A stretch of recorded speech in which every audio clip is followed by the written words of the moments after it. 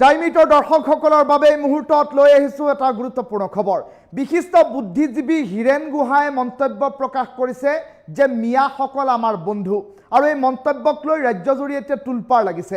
সমগ্ৰ বিষয়টোক লৈ ৰাজ্যৰ মুখ্যমন্ত্ৰী ডক্টৰ হিমন্ত বিশ্ব শৰ্মাই প্ৰতিক্ৰিয়া ব্যক্ত কৰিছে যে এনেধৰণৰ কথা কোনো জ্ঞান বিবেক সুস্থ হৈ থকা মানুহে ক'ব নোৱাৰে, আৰু ডক্টৰ হীৰেন গোহাঁয়ে যি মন্তব্য কৰিছে এয়া তেওঁৰ ওপৰত বয়সৰ চাপ যথেষ্টভাৱে পৰাৰ বাবে এই মন্তব্য কৰিবলগীয়া হৈছে বুলি ৰাজ্যৰ মুখ্যমন্ত্ৰীগৰাকীয়ে প্ৰতিক্ৰিয়া ব্যক্ত কৰিছে। এই ডাঙৰ খবৰটো আমি এইটোৰ দৰ্শকসকলক জনাইছোঁ। বুদ্ধিজীৱী ডক্টৰ হীৰেন গোহাঁইৰ মিয়া প্ৰেমক লৈ ৰাজ্যৰ মুখ্যমন্ত্ৰী ডক্টৰ হিমন্ত বিশ্ব শৰ্মাই দিছে প্ৰতিক্ৰিয়া। কোনো জ্ঞান আৰু বিবেক সক্ষম হৈ থকা ব্যক্তিয়ে মিয়াসকল আমাৰ বন্ধু বুলি ক'ব নোৱাৰে। হীৰেন গোহাঁই ডাঙৰীয়াৰ ওপৰত বয়সৰ হেঁচা পৰিছে বুলি উল্লেখ কৰিলে ৰাজ্যৰ মুখ্যমন্ত্ৰী ডক্টৰ হিমন্ত বিশ্ব শৰ্মাই। বয়সে কাকো ক্ষমা নকৰে, মোকো ক্ষমা নকৰিব, এই মন্তব্য মুখ্যমন্ত্ৰীগৰাকীৰ। তেখেতৰ সুস্বাস্থ্য আৰু দীৰ্ঘায়ু জীৱন মই কামনা কৰিছোঁ বুলিও ৰাজ্যৰ মুখ্যমন্ত্ৰীগৰাকীয়ে আজিৰ দিনটোত কেবিনেট বৈঠকৰ অন্তত সংবাদমেলত কৰিলে উল্লেখ। কিন্তু যিয়ে মিয়াসকলক অসমীয়া মানুহৰ বন্ধু বুলি ক'ব পাৰে তেওঁৰ মতিভ্ৰম হোৱাটোৱেই স্বাভাৱিক বুলি উল্লেখ কৰিলে। কোনো অসমীয়া মানুহে ইয়াক নিশ্চিতভাৱে সমৰ্থন নকৰে। হীৰেন গোহাঁই ডাঙৰীয়াই যি ধৰণে কৈছে যে হীৰেন গোহাঁই ডাঙৰীয়া আমাৰ নহয়, মাৰোৱাৰী বিহাৰী মানুহখিনি আমাৰ নহয়, মিয়াখিনিহে আমাৰ।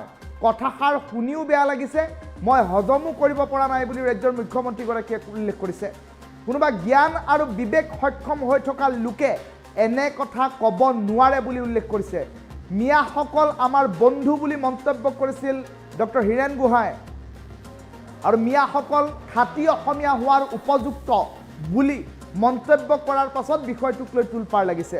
ডক্টৰ হীৰেন গোহাঁইৰ মিয়া প্ৰেমক লৈ মুখ্যমন্ত্ৰী ডক্টৰ হিমন্ত বিশ্ব শৰ্মাই ডাঙৰ মন্তব্য কৰা পৰিলক্ষিত হ'ল। মুখ্যমন্ত্ৰীয়ে ক'লে কোনো জ্ঞান আৰু বিবেক সক্ষম হৈ থকা ব্যক্তিয়ে এনে কথা ক'ব নোৱাৰে। ডক্টৰ হীৰেন গোহাঁই ডাঙৰীয়াৰ ওপৰত বয়সৰ হেঁচা পৰিছে বাবেই এনেধৰণৰ মন্তব্য ডক্টৰ হীৰেন গোহাঁয়ে কৰিছে। বয়সে কাকো ক্ষমা নকৰে, মোকো ক্ষমা নকৰিব বুলি ৰাজ্যৰ মুখ্যমন্ত্ৰীগৰাকীয়ে কৰিলে মন্তব্য।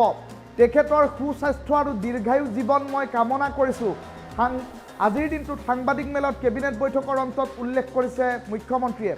কিন্তু যিয়ে মিয়াসকলক অসমীয়া মানুহৰ বন্ধু বুলি ক'ব পাৰে তেওঁৰ মতিভ্ৰম হোৱা বুলি ক'ব লাগিব বুলি ৰাজ্যৰ মুখ্যমন্ত্ৰীগৰাকীয়ে উল্লেখ কৰিছে। কোনো অসমীয়া মানুহে ইয়াক নিশ্চিতভাৱে সমৰ্থন নকৰে। হীৰেন গোহাঁই ডাঙৰীয়াই যি ধৰণে কৈছে মাৰোৱাৰী বিহাৰী মানুহখিনি আমাৰ নহয়, মিয়াখিনিহে আমাৰ। কথাষাৰ শুনিও বেয়া লাগিছে, আৰু এই কথাষাৰ মই হজম কৰিব পৰা নাই বুলি ৰাজ্যৰ মুখ্যমন্ত্ৰীগৰাকীয়ে সাংবাদিক মেলত সুস্পষ্টকৈ উল্লেখ কৰিছে। কোনোবা জ্ঞান আৰু বিবেক সক্ষম হৈ থকা লোকে এনে কথা ক'ব নোৱাৰে বুলি ৰাজ্যৰ মুখ্যমন্ত্ৰীগৰাকীয়ে উল্লেখ কৰিছে। মিয়াসকল আমাৰ বন্ধু বুলি মন্তব্য কৰিছিল হীৰেন গোহাঁই, আৰু ডক্টৰ হীৰেন গোহাঁইৰ মন্তব্যক লৈ এতিয়া ৰাজ্যজুৰি তুলপাৰ লাগিছে বিষয়টোক লৈ। মিয়াসকল খাটি অসমীয়া হোৱাৰ উপযুক্ত বুলি ৰাজ্যৰ ডক্টৰ হীৰেন গোহাঁই মন্তব্য প্ৰকাশ কৰিছে, আৰু তাৰ পাছতে প্ৰতিক্ৰিয়া ব্যক্ত কৰিছে মুখ্যমন্ত্ৰীগৰাকীয়ে। মুখ্যমন্ত্ৰী ডক্টৰ হিমন্ত বিশ্ব শৰ্মাই ডক্টৰ হীৰেন গোহাঁইৰ মন্তব্যটোক লৈ প্ৰতিক্ৰিয়া আগবঢ়োৱাৰ মন্তব্য আছে, সেই মন্তব্যটো শুনাই লৈছোঁ।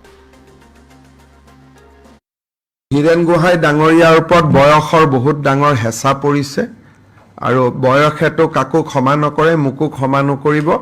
গতিকে তেখেতৰ সুস্বাস্থ্য আৰু দীৰ্ঘ জীৱন মই কামনা কৰিছোঁ। কিন্তু যোনে মিয়াসকলক অসমীয়া মানুহৰ বন্ধু বুলি ক'ব পাৰে তেওঁৰ মতিভ্ৰম হোৱা বুলি ক'ব লাগিব, আৰু সেই ক্ষেত্ৰত কোনো অসমীয়া মানুহে ইয়াক নিশ্চিতভাৱে সমৰ্থন নকৰে। হীৰেন গোহাঁই ডাঙৰীয়াই যি ধৰণৰ কথা কৈছে যে মাৰোৱাৰী বিহাৰী মানুহখিনি আমাৰ নহয়, মিয়াখিনি আমাৰ, শুনিও বেয়া লাগিছে, আৰু শুনি মই হজমো কৰিব পৰা নাই। আৰু বিষয়টো মই পঢ়া নাই, মই ভাবি লৈছোঁ যেন এইটো হীৰেন গোহাঁই কোৱা নাই। তেনেকৈ মনত এটা আত্মসন্তুষ্টি লাভ কৰি তাক অলপ বাহিৰ কৰি থৈ দিছোঁ মনৰ পৰা। বাকী এইটো কোনোবা যদি ব্যক্তিৰ জ্ঞান আৰু বিবেক যদি সক্ষম হৈ থাকে এনেকুৱা কথা কেতিয়াও ক'ব নোৱাৰে। গতিকে মোৰ কেতিয়াবা মনত সন্দেহ হয় যে হীৰেন গোহাঁই ডাঙৰীয়াই নিজে এইবোৰ লিখেনে কোনোবাই লিখি দিয়ে। হীৰেন গোহাঁই ডাঙৰীয়াৰ ওপৰত বয়সৰ বহুত ডাঙৰ হেঁচা পৰিছে, আৰু বয়সেতো কাকো ক্ষমা নকৰে, মোকো ক্ষমা নকৰিব। গতিকে তেখেতৰ সুস্বাস্থ্য আৰু দীৰ্ঘ জীৱন মই কামনা কৰিছোঁ। কিন্তু যোনে মিয়াসকলক অসমীয়া মানুহৰ বন্ধু বুলি ক'ব পাৰে, তেওঁৰ মতিভ্ৰম হোৱা বুলি ক'ব লাগিব। আৰু সেই ক্ষেত্ৰত কোনো অসমীয়া মানুহে ইয়াক নিশ্চিতভাৱে সমৰ্থন নকৰে। হীৰেণ গোহাঁই ডাঙৰীয়াই যি ধৰণৰ কথা কৈছে যে মাৰোৱাৰী বিহাৰী মানুহখিনি আমাৰ নহয়, মিয়াখিনি আমাৰ, শুনিও বেয়া লাগিছে আৰু শুনি মই হজমো কৰিব পৰা নাই। আৰু বিষয়টো মই পঢ়া নাই, মই ভাবি লৈছোঁ যেন এইটো হীৰেণ গোহাঁই কোৱা নাই। তেনেকৈ মনত এটা আত্মসন্তুষ্টি লাভ কৰি তাক অলপ বাহিৰ কৰি থৈ দিছোঁ মনৰ পৰা। বাকী এইটো কোনোবা যদি ব্যক্তিৰ জ্ঞান আৰু বিবেক যদি সক্ষম হৈ থাকে, এনেকুৱা কথা কেতিয়াও ক'ব নোৱাৰে।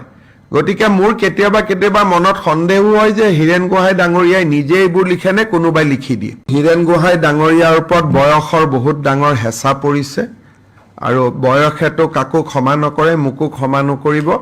গতিকে তেখেতৰ সুস্বাস্থ্য আৰু দীৰ্ঘ জীৱন মই কামনা কৰিছোঁ। কিন্তু যোনে মিয়াসকলক অসমীয়া মানুহৰ বন্ধু বুলি ক'ব পাৰে, তেওঁৰ মতিভ্ৰম হোৱা বুলি ক'ব লাগিব। আৰু সেই ক্ষেত্ৰত কোনো অসমীয়া মানুহে ইয়াক নিশ্চিতভাৱে সমৰ্থন নকৰে।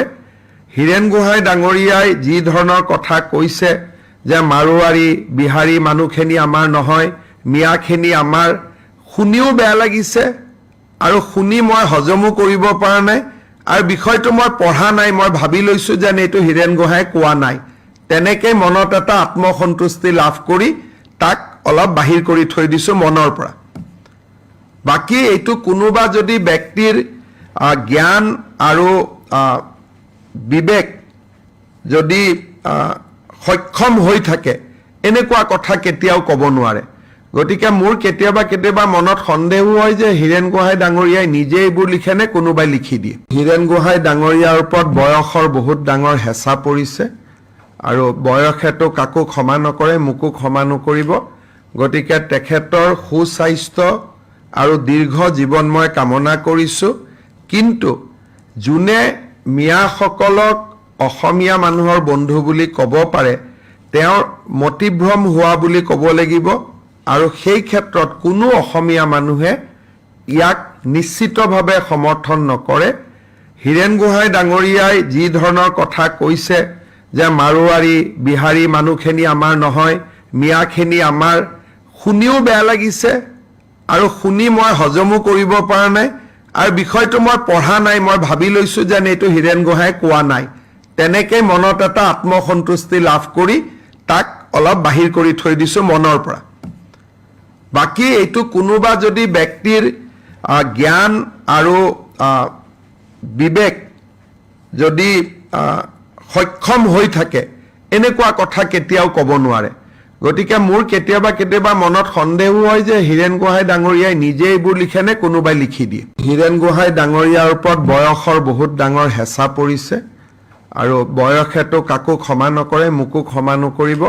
গতিকে তেখেতৰ সুস্বাস্থ্য আৰু দীৰ্ঘ জীৱন মই কামনা কৰিছোঁ। কিন্তু যোনে মিয়াসকলক অসমীয়া মানুহৰ বন্ধু বুলি ক'ব পাৰে, তেওঁৰ মতিভ্ৰম হোৱা বুলি ক'ব লাগিব। আৰু সেই ক্ষেত্ৰত কোনো অসমীয়া মানুহে ইয়াক নিশ্চিতভাৱে সমৰ্থন নকৰে। হীৰেণ গোহাঁই ডাঙৰীয়াই যি ধৰণৰ কথা কৈছে যে মাৰোৱাৰী বিহাৰী মানুহখিনি আমাৰ নহয়, মিয়াখিনি আমাৰ, শুনিও বেয়া লাগিছে আৰু শুনি মই হজমো কৰিব পৰা নাই। আৰু বিষয়টো মই পঢ়া নাই, মই ভাবি লৈছোঁ যেন এইটো হীৰেণ গোহাঁই কোৱা নাই। তেনেকৈ মনত এটা আত্মসন্তুষ্টি লাভ কৰি তাক অলপ বাহিৰ কৰি থৈ দিছোঁ মনৰ পৰা। বাকী এইটো কোনোবা যদি ব্যক্তিৰ জ্ঞান আৰু বিবেক যদি সক্ষম হৈ থাকে, এনেকুৱা কথা কেতিয়াও ক'ব নোৱাৰে। গতিকে মোৰ কেতিয়াবা মনত সন্দেহো হয় যে হীৰেণ গোহাঁই ডাঙৰীয়াই নিজে এইবোৰ লিখেনে কোনোবাই লিখি দিয়ে। হীৰেণ গোহাঁই ডাঙৰীয়াৰ ওপৰত বয়সৰ বহুত ডাঙৰ হেঁচা পৰিছে আৰু বয়সেতো কাকো ক্ষমা নকৰে, মোকো ক্ষমা নকৰিব। গতিকে তেখেতৰ সুস্বাস্থ্য আৰু দীৰ্ঘ জীৱন মই কামনা কৰিছোঁ। কিন্তু যোনে মিয়াসকলক অসমীয়া মানুহৰ বন্ধু বুলি ক'ব পাৰে তেওঁৰ মতিভ্ৰম হোৱা বুলি ক'ব লাগিব। আৰু সেই ক্ষেত্ৰত কোনো অসমীয়া মানুহে ইয়াক নিশ্চিতভাৱে সমৰ্থন নকৰে। হীৰেন গোহাঁই ডাঙৰীয়াই যি ধৰণৰ কথা কৈছে যে মাৰোৱাৰী বিহাৰী মানুহখিনি আমাৰ নহয়, মিয়াখিনি আমাৰ, শুনিও বেয়া লাগিছে আৰু শুনি মই হজমো কৰিব পৰা নাই। আৰু বিষয়টো মই পঢ়া নাই, মই ভাবি লৈছোঁ যেন এইটো হীৰেন গোহাঁই কোৱা নাই। তেনেকৈ মনত এটা আত্মসন্তুষ্টি লাভ কৰি তাক অলপ বাহিৰ কৰি থৈ দিছোঁ মনৰ পৰা। বাকী এইটো কোনোবা যদি ব্যক্তিৰ জ্ঞান আৰু বিবেক যদি সক্ষম হৈ থাকে এনেকুৱা কথা কেতিয়াও ক'ব নোৱাৰে। গতিকে মোৰ কেতিয়াবা মনত সন্দেহো হয় যে হীৰেন গোহাঁই ডাঙৰীয়াই নিজে এইবোৰ লিখে নে কোনোবাই লিখি দিয়ে। হীৰেন গোহাঁই ডাঙৰীয়াৰ ওপৰত বয়সৰ বহুত ডাঙৰ হেঁচা পৰিছে আৰু বয়সেতো কাকো ক্ষমা নকৰে, মোকো ক্ষমা নকৰিব। গতিকে তেখেতৰ সুস্বাস্থ্য আৰু দীৰ্ঘ জীৱন মই কামনা কৰিছোঁ।